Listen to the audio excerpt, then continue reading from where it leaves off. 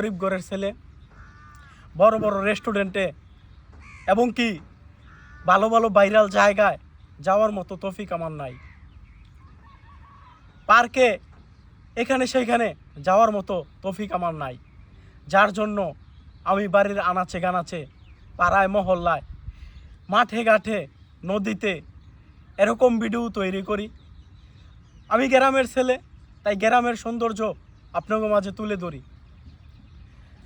তো সবাই আমার ভিডিওটা দেখবেন, কেউই অবহেলা করে ধাক্কা দিয়ে যাবেন না, কারণ আমি সুজন অনেক কষ্ট অনেক পরিশ্রম করতেছি এবং কি একজন মানুষ সাথে নিয়ে আমি ভিডিও করি, যে আমার ক্যামেরা ধরে ওকে অনেক বুঝিয়ে শুনিয়ে আমার সাথে নিয়ে এসে ক্যামেরা ধরাই।